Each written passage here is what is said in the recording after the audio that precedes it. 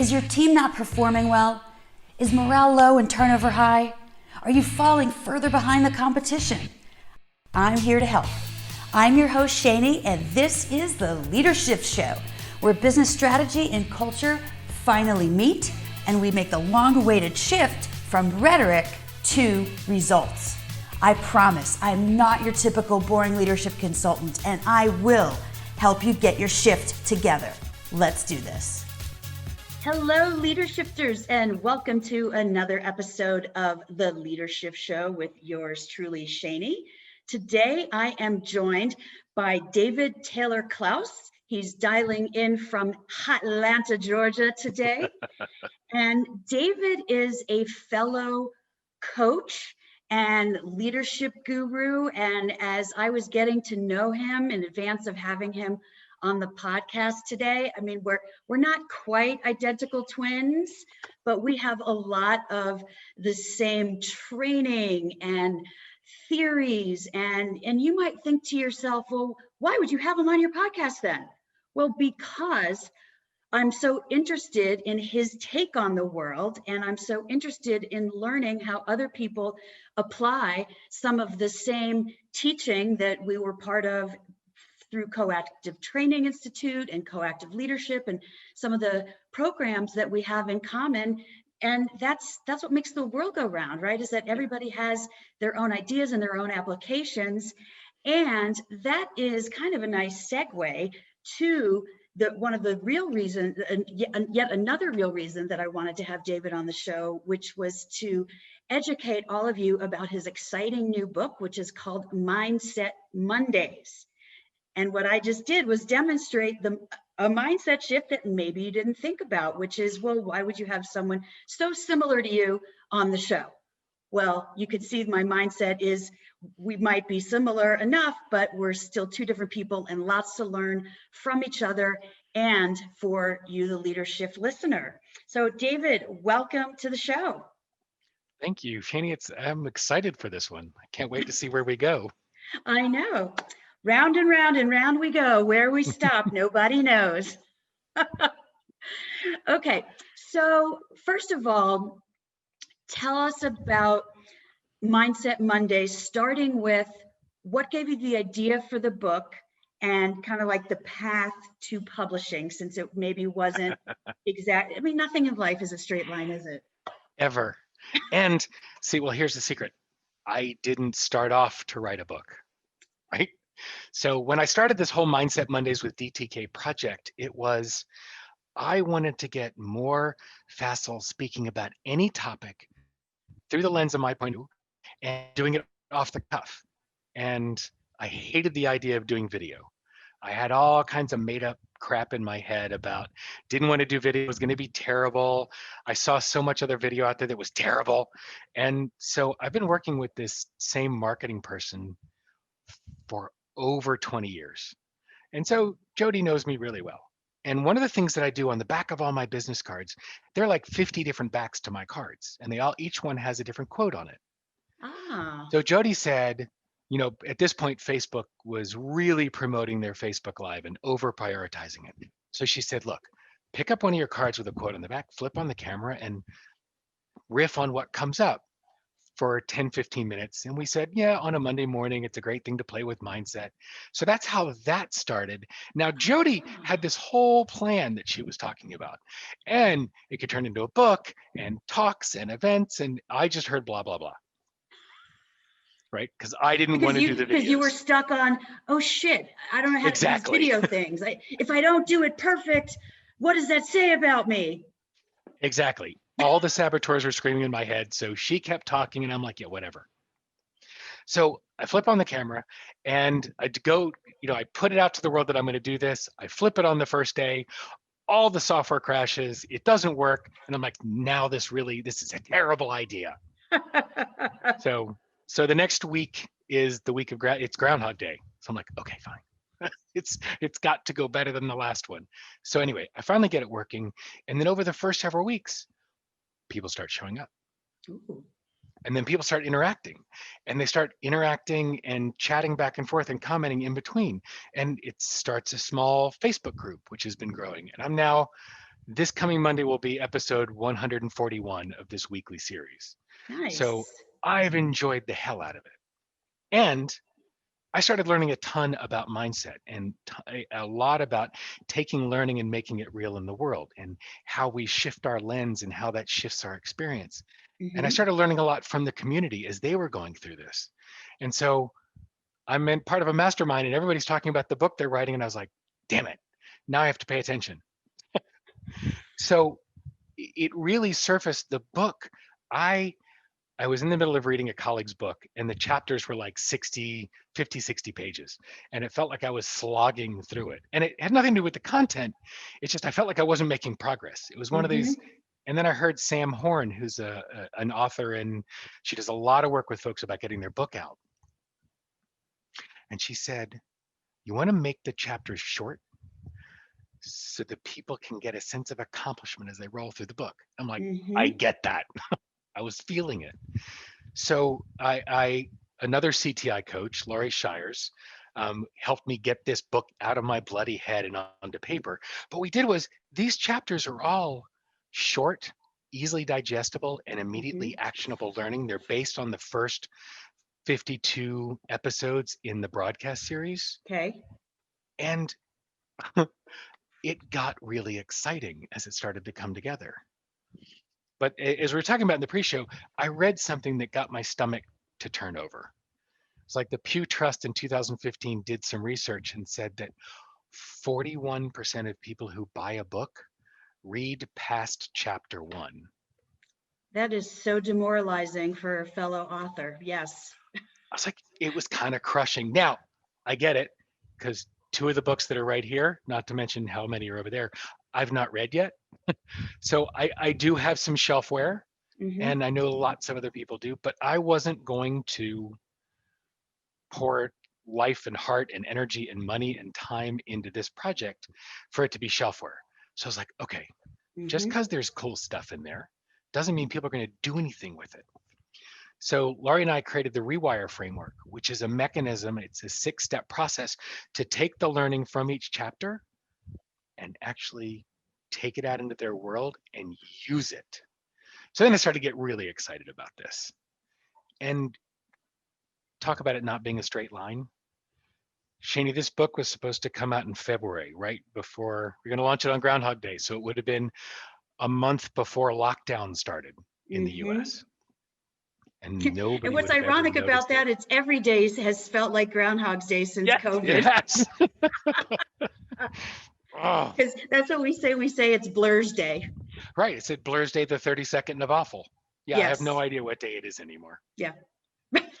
Well, other than I do a broadcast on Monday morning, so I always know when it's Monday, That's right. right? The publisher was not making the process easier. So I separated from the publisher, retooled, and did this thing self-published. So it's come out in September, right when people are at that, oh, we're seeing daylight. No, we're not, second wave, right? Hmm. So it's been a really wild time. People are really using this book to shift the experience they're having in the world right now. Hmm. Well, Been let's enjoying talk it. about that. Yeah. So, in fact, I was going to do it the opposite way. I was going to say, like, let's use a business example, maybe even something from the book, and then let's go real world COVID. But since we're on real world COVID now, let's do Right. that first, and then we can move on to some, common business examples. So how would you recommend to clients or readers to apply the concepts in Mindset Mondays to, oh, I don't know, let's just say the biggest election in the history of any of our generations, if we're living and breathing in the Yeah. United States today? Yeah.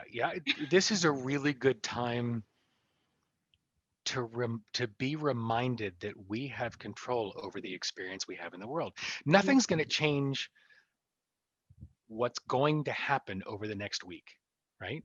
There will be an election and there will be some sort of political upheaval over the several days it's going to take to know who actually won That's or right. how it's going to play out. Right. And there's nothing that we can do to change that. However, what I love about this book, there's a quote that Carl Jung gets credit for, but it's really from the Talmud. It's, we do not see the world as it is. We see the world as we are. Mm-hmm. And the power in that is that when we change our lens, the lens through which we see the world, we change the way we experience it. Yep. And we are completely at choice and in control of how we experience these next several days or weeks. Regardless of who wins between election night and inauguration day, there's going to be some crazy shit going on. Absolutely. So how do you want to be in relation to that? Where are you being choiceful Mm-hmm. about how you frame it? Where so much of the conversation up until now has been, I hate the other guy. And it doesn't matter which guy you like. It's, I hate the other guy. That's Even right. when there were 300 Democrats running for the nomination, it was, I hate the other ones. I hate Right. all but this one. But it wasn't, what you put your attention on expands. Mm-hmm. So how do you want to frame the conversation? I don't hear a lot of folk talking about what it is they want to see created, how they want things to be. They talk about how they don't want it and what they don't like. And that energy Exactly. is And what pervasive. country they're going to run off to if the wrong Right. person gets elected. Wrong person. As if any country were taking our passports right now. Exactly. Right? So this is about, what is it you want to see created? I started my practice in 08 and 09, right in the middle of the fiscal readjustment we had. Yes. And the companies, the leaders that freaked out and went into trench mode, very few of those companies made it. Mm-hmm. The ones who looked at, I'm not saying they didn't go into trench mode, but the ones who from that position looked at, how do we reinvent, re-engineer, reimagine ourselves out of this? Mm-hmm. They're the ones whose mindset allowed them to see things differently, experience it differently, and create more shift. Mm-hmm. Those are the leaders who understood the shift comes from within. We don't have to go back to 1918 to figure out how to deal with this craziness. Yep. I mean, that's helpful. We can go back 12 years and look at who are the companies that created shift instead That's of right. waiting for the economy to shift. Yep. Yes. That's our job right now. Absolutely. I mean, and that's when people ask me how, why I named my business the Leader Shift Project, it's pretty much for exactly that reason, because we live in a world that is anything but static, and a leader who isn't constantly shifting, whether it's a strategy or a mindset, Mm-hmm. then they're going to get lost, and so there's like shift feels a lot more intentional than change, which feels chaotic and like out of your control. So like we can be choiceful about how we shift in response to change. Well, we have a choice. We can react to the changing world around us, or we can Mm-hmm. respond. That's right. Right? And reacting is not conscious, it's not rational, it's not intentional or choiceful. Mm-hmm. It's effectively animalistic response. Sure. Yeah.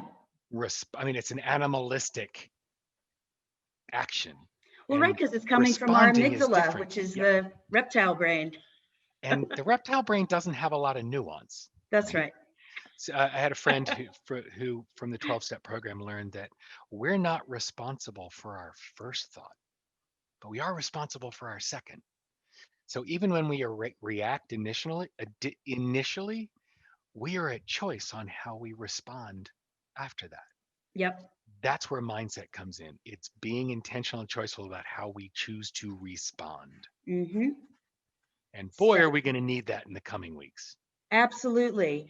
And let's take it even further. So, okay, on a personal level, leader shifters, you may or may not be disappointed if not on November 2nd, on the 3rd, 4th, 5th, whatever day, all the mail-in ballots finally get counted in the various states that are, up, whose deadlines have been Figuring it extended, out, and right? it's all noise, because eventually we will have an answer as to who's going to be in the White House come inauguration for another 4 years. And so, your first thought that you're not responsible for necessarily is the oh shit moment, and all of the reactive things that we think and feel when we're disappointed or we feel threatened or pissed off or whatever. But what is the second thought you want to have about that on a personal level, and kind of get your shit together on that? Because if you don't, what's the impact you're going to have on your teams when you show up on the next Zoom call? Because most of us aren't going into any physical office right now. Because undoubtedly, and I've actually been having this conversation, and David, maybe you have been too, with leaders and organizations who are anticipating kind of chaos this week with people, their employees being like apoplectic potentially, and how they're going to deal with that. And so leaders, we absolutely need to get more mindful and intentional about our own reaction, as well as how we want to show up and influence our, the folks in our sphere of everyday work, to make sure that we're not getting stuck, right? It's like, okay, let's process what happened, and now let's choose how we're going to respond to what happened. Well, Yeah. and also making space for it. I mean, in the last, the last election was the last campaign season and election season was toxic. Yeah. Not saying that this one isn't. During the last one, many leaders said, we don't talk about politics here, right? And we don't have that luxury, that privilege anymore.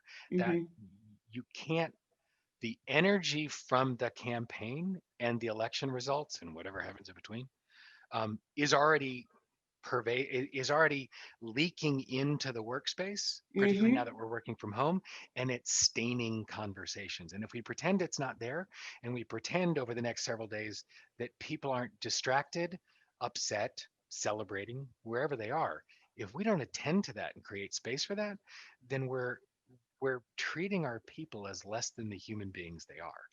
For People sure. need room to be with what happens, celebration or mourning, irritation or excitement. Yes. If we don't give space for it, it will fester until it reaches the surface. Yes. Yes.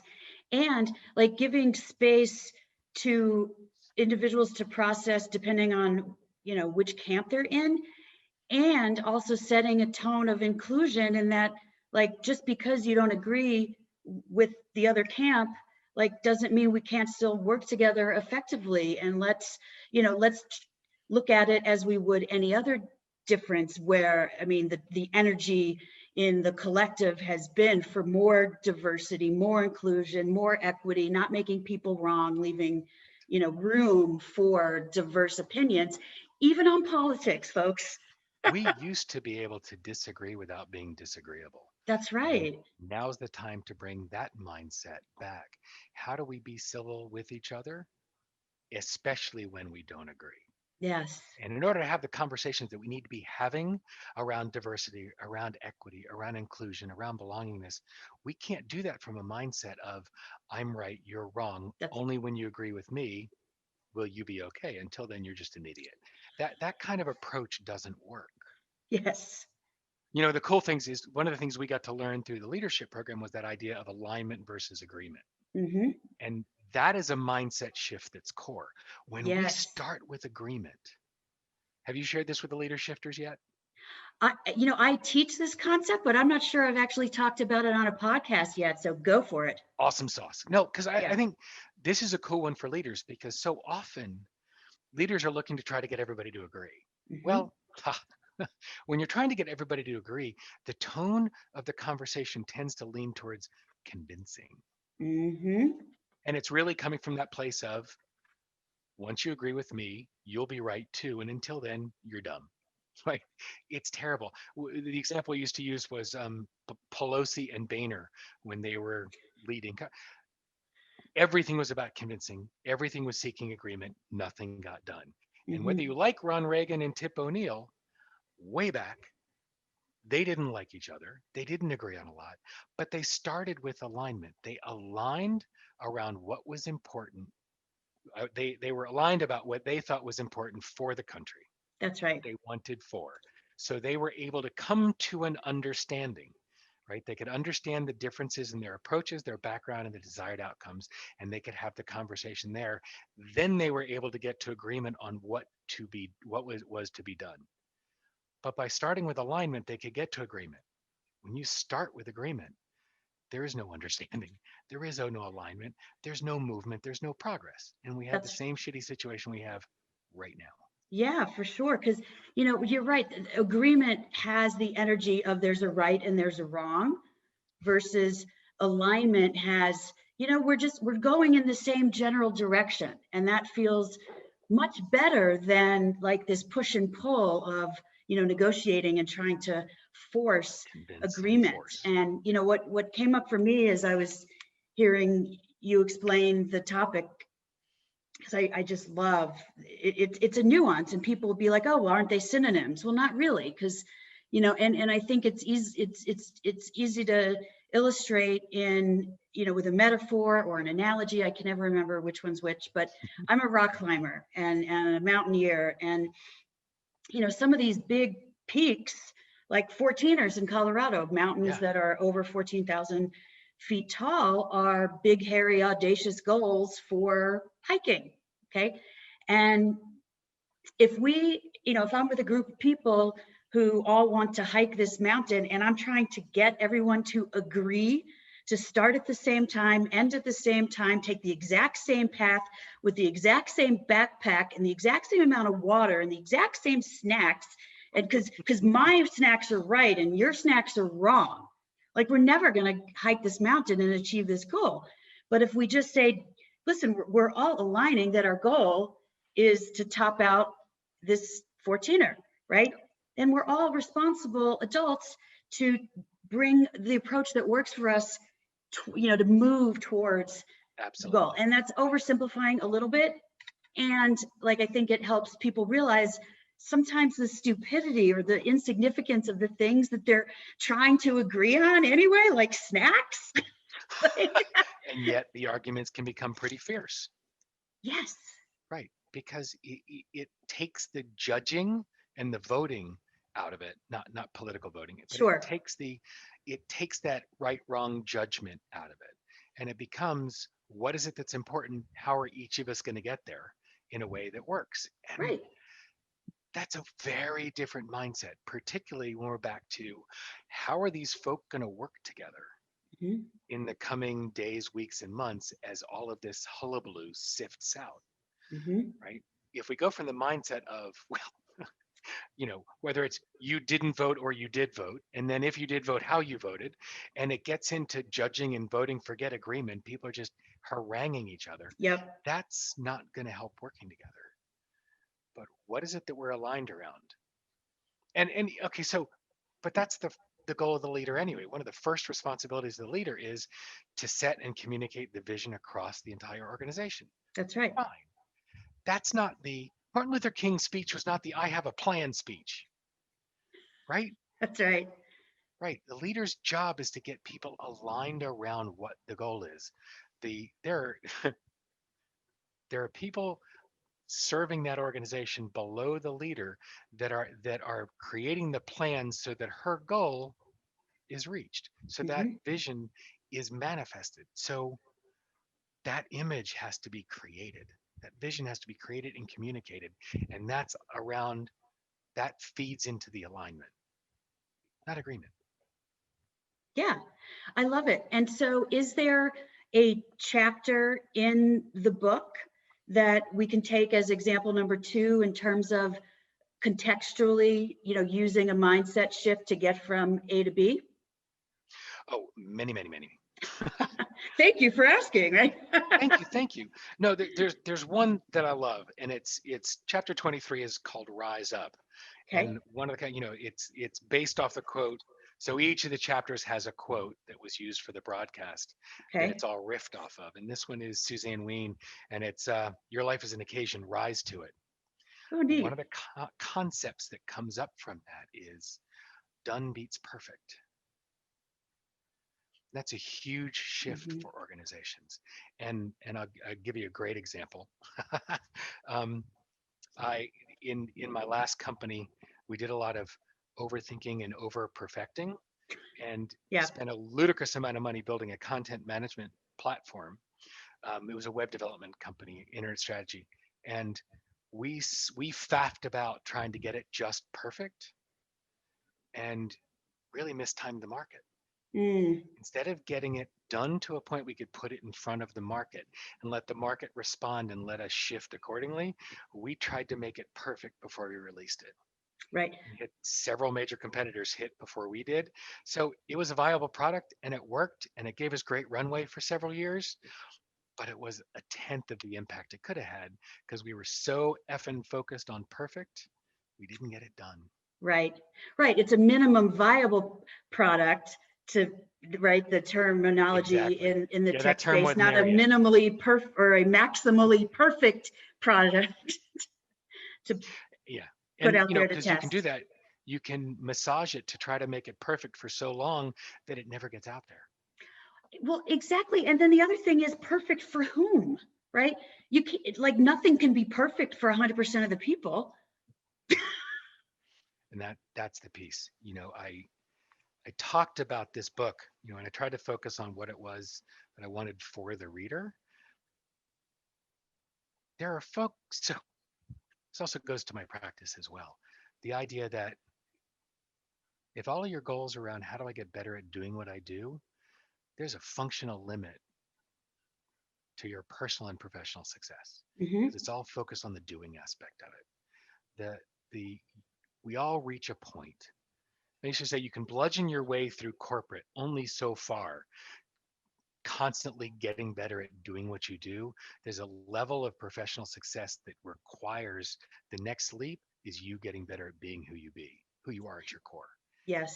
And and what excites me about the book is really tailoring it for people who begin to understand that my next leap is coming from getting better at being me, right? The doing aspect is a natural cascade of getting better at being who you are, being who you be. You do get better at doing what you do because it's more natural expression of who you are Yeah. authentically. So that's who this book is really for.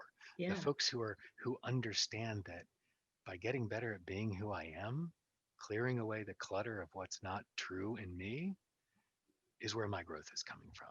Yep. And that's I core to love what that, it as is. well as I don't even know if you noticed your own play on words that you were helping you were tailoring the experience to. Yeah, no, I totally missed that. And if you joined late, folks, we are talking with David Taylor-Klaus. So the first part of his hyphened last name, Yep, Taylor, and that's what I love about homonyms. love it. I pick up on them all the time, and I Well, love plays on words. So when my wife and I got married, I grew up as a Klaus and she grew up as a Taylor. So lumping them together, it's amazing. I'm sure that she's run across that before. I totally missed that until now. So thank you. good stuff. Okay, and so I also wanted to chat with you about the philosophy that you have in terms of how you work or how you even select clients to work with, sort of, because I think that it's a powerful it's also a mindset. It's also something that I think leader shifters can think about in their own worlds. You don't have to be a coach for the cascade effect to be relevant. So if you could explain to us, what is the cascade effect? How do you apply it? And then let's banter about how others might apply it. Sweet. So I make no, I have no illusions about the impact footprint that I can have. And I realize that there are only so many hours in the day and only so many months or years that I'll be doing this and so much time that I have here on this planet. And it Mm-hmm. doesn't matter how driven I am by what I want to get done, I have to look for ways to make that impact footprint bigger if Mm-hmm. I want to get done what I'm here to do. And one of them is I love the one-to-one coaching and I love coaching the teams that those leaders lead. And there's only so much I can do. So I'm super selective about working with people where the impact that I have on them, or the impact they create through the coaching, they're going to bring to the folks that they lead. Mm-hmm. An organization they lead, a country they lead, it doesn't matter. That I'm always choosing to work with folk who have a cascade impact so that my impact can cascade. And when I design, whether it's this book, whether it's a presentation, whether it's a workshop, it's always designed not just to be compelling for the people that are in the room, in the space, or holding the book, Mm-hmm. but so that they can take what they learn and bring it out to their world and pass that along. Right. And that cascade is a huge value of mine. I love that. And, you know, and the other thing it says to me is abundance. Like there's no, like the things that you and your clients talk about in a coaching conversation, like there's no like, oh no, you can't use that on your people. That's mine. That's, you know, that's our conversation. It's like, no, please take this question that you found so powerful and caused you so much reflection and to reach an aha moment, and please copy it and use it with your people, or, you know, whatever it is Absolutely. that they're paying forward in. Absolutely. And I work with leaders. It's opening up the questions about it's not the I get that the word legacy is thrown about all the time, but I don't think people really consider what their legacy is. You know, we live in a country where the First Nations had a concept of seventh generation consideration, where you are considering the impact of every action and every decision on the seventh generation ahead of you, and or the seventh generation into the future. Mm-hmm. The average tenure of a CEO in the US right now is between 3 and 5 years. So we have developed this myopic quarter over quarter performance basis view, and it's Mm-hmm. terrible. Yes. And this is not about the environment. This is about leadership writ large, that we're not considering the cascade, our impact cascade. We barely consider our impact wake. And that's an important thing. That's a huge shift that's available for leaders, is to begin to be clear about and work to get clear about what the shift is you're here to create. And I mean, as a human on this planet in this time, what's Yep. the shift you're here to create? Every company, every entrepreneur, every individual has a shift they're here to create. And the reason that it's critical for leaders to understand the shift they're here to create, there's several. Here's the most important one, that especially with what's coming up over the next several days, weeks, months, when you know what the shift is you're here to create, then it's easier to be responsive to upheaval that happens. Like if we play it out in the language of, say, Simon Sinek, start with why. Yes. When your why is big enough and clear enough, you can overcome any how that comes up. And we're about to have some serious shift required, energetically, emotionally, in terms of business, in terms of the economy, in terms of how we interact and interrelate with people on our team. When you're clear on what the shift is you're here to create, you can better lead those that you lead. You can better serve those that you lead. And you can better architect the shift that needs to be done on a day-to-day basis. Right. And even the day-to-day decisions are made in alignment, to go back to one of our previous conversations, with the longer term. It may not be 7 generations, but it's certainly going to be more than just the next Wall Street earnings report. Marker. Yep. Yeah, which, believe me, it's one of the many reasons I left Wall Street, because that's the industry I called home for the first half of my career. And I should have said trigger warning before I went there. So right. yeah. Because it's not a good way to run the business, with quarterly hoops to jump through, in terms of, and some of the CEOs who haven't bought into that mindset, like the former CEO of Costco comes to mind. I remember Absolutely great he used to example. piss off Wall Street analysts to no end, because he would give, like, if he negotiated savings with a supplier of one of their products, he would pass that savings along to the customer, not to the shareholder. and investors were pissed off, and he's like, no, in the long run, I want to create raving loyal fans, shoppers who are going to shop here for the rest of their lives. And he did. And he did, and they've been successful. And so They don't spend money on advertising. They put all that money into caring for their employees, and it makes a huge difference, right? Yep. There's a mindset there, and he's so clear that when you take care of your team takes care of the customers, and he held that from the beginning till his last day. And that's he was aware of the cascade effect, whether it was consciously or not. That's a brilliant example of it. And I think when we get too focused on the short-term harpies on the sidelines screaming about what they want, we lose track of the bigger goal. And, Yep. and that's the wrong kind of shift. Yeah. I don't know if this quote has been in any of your Mindset Monday recordings or is in the book, but the one that I may not get it exactly right, but it's, if you try to please everyone, you'll please no one. And, and so figuring out who are you trying to please, and over what time period are you trying to please them? And what's the key measure for success? Because you're not going to nail all of them. Well, and that's actually chapter 24. It talks about having a point of view, and having a point of view is critical, because if you don't, and yours morphs with every influence that comes up, we see companies that you try to chart their direction, and they move in a different direction with every CEO. They move on a different direction with every filing, every earnings report, and it's exhausting. Yep. Right. And I'm not saying it's easy when you hold a vision and nothing will change, but not knowing your point of view leaves you at the whim of the economic winds. Yes. So having a conviction about what you as a leader are here to accomplish, and what the organization, what the mission and vision of the organization are over the long term, not just for each product or every service or in this quarterly period.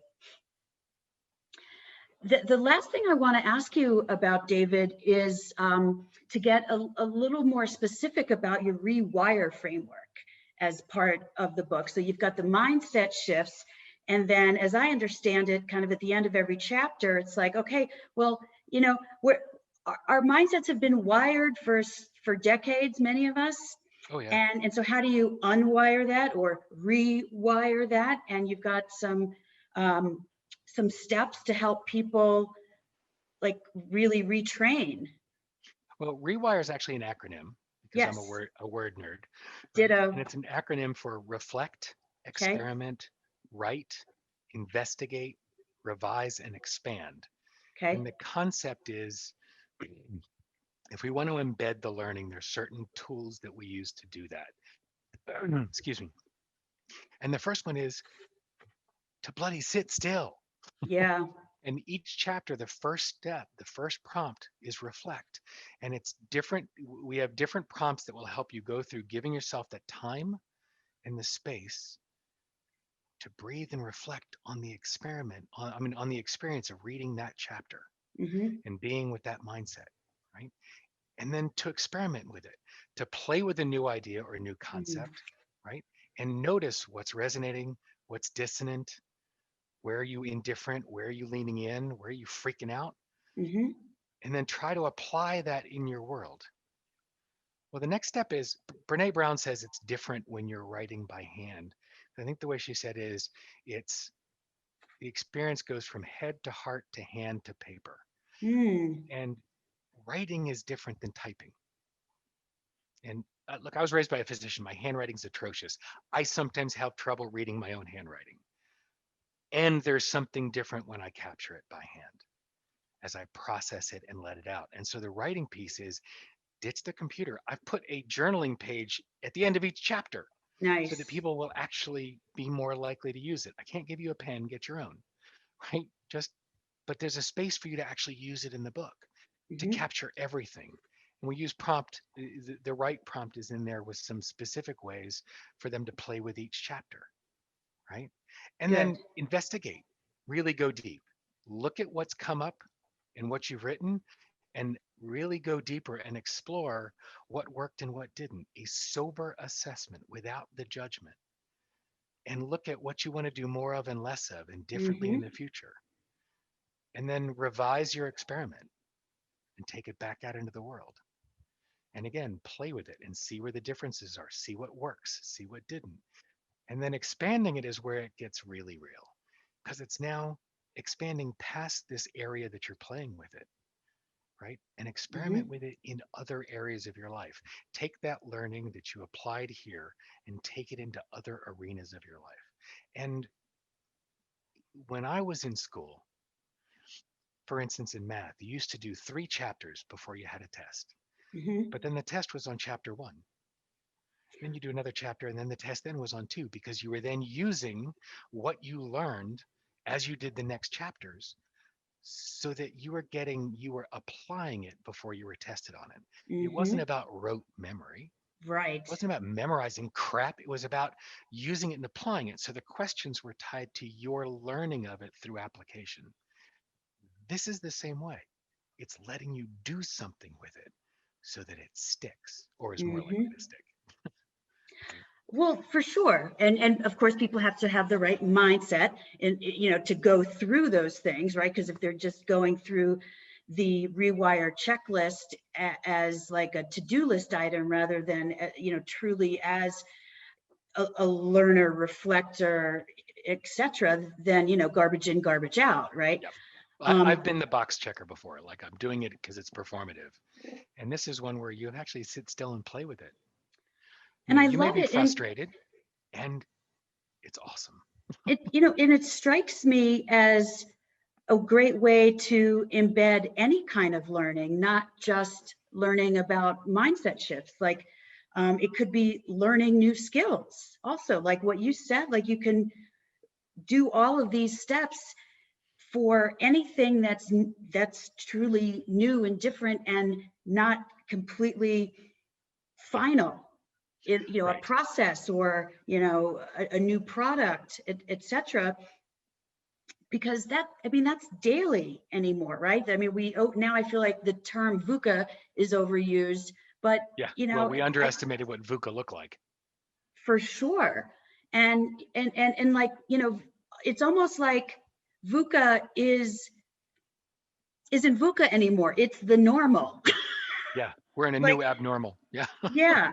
And so, there's never going to be a how-to book or a 101 book about leadership in this day and age. And so it is more about getting comfortable, being uncomfortable and experimenting in little steps, like, I mean, and this is almost taking us back to a recap because some of the notes I took earlier on was, around things being short and easily digestible and Yeah. taking big projects and breaking them down into smaller steps. And this is yet another contextual way to do that.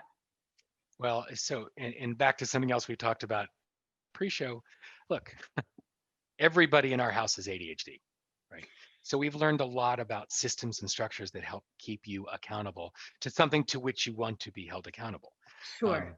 And by the way, that's the key, right? You have to have a motivation attached to it because it doesn't matter what system or structure you use. If you're not motivated or can't find a motivation to attach to it, yeah, good luck.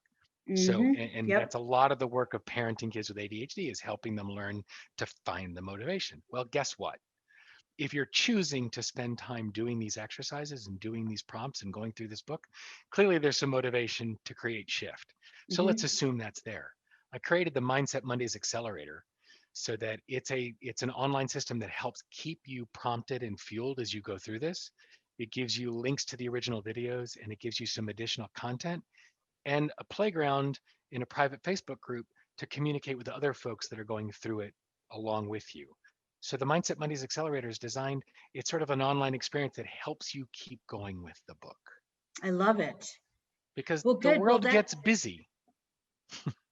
I need reminders. yeah, well, we get busy and it's just it's too comfortable to slip back into old habits. So we do need the accelerators and the reminders and the accountability partners and all the things. is because cube movement is very powerful. We used to joke about it, like we would send our team out for this brilliant 3-day offsite, and everybody was excited, and everything was going to be totally different, and everybody was pumped. And then Monday morning, everybody goes back into the office, the email starts, the phone starts, and you forget everything. And you Yep. go back to the day-to-day because that's what was familiar. So Absolutely. give So yourself folks, the structures so that you can create the conditions for success. yeah, I love All it. right, wrap away. I was just going to say, so for those of you who are feeling really compelled by the book and mindset shifts and how you can make anything new stick with the Rewire framework and so forth, how can they reach you, David? So the easiest way is Mindset Mondays with DTK, right? That URL, it'll give you information about the book. You can download the Rewire Framework. There are links in the top to find out more about me and what I do. And once you've got the book, there are also links in there to the Mindset Mondays Accelerator. So try to keep it Excellent. super simple. I love it. Well, leader shifters, you know what a fan I am of shifting mindsets. So Mindset Mondays sounds like a great tool for you to explore and check out and experiment with as part of your personal journeys to shifting whatever it is in your life that you're looking to shift, whether it's your team, whether it's in your family, or even in your own life purpose. Of course, work with many of you who are looking to reinvent themselves and even completely shift, make over what you're doing in the world. You know, this time has caused a lot of contemplation about, you know, what the hell am I doing? Right. When we actually have that opportunity to pause. So I really thank you for joining us on the show today, David. I think the conversation we had is going to be useful to a lot of listeners and watchers. So thank you so Beautiful. much. So enjoyed it. Thanks for letting me play with you. My pleasure. Leadershifters, thanks again for joining us. Until next time.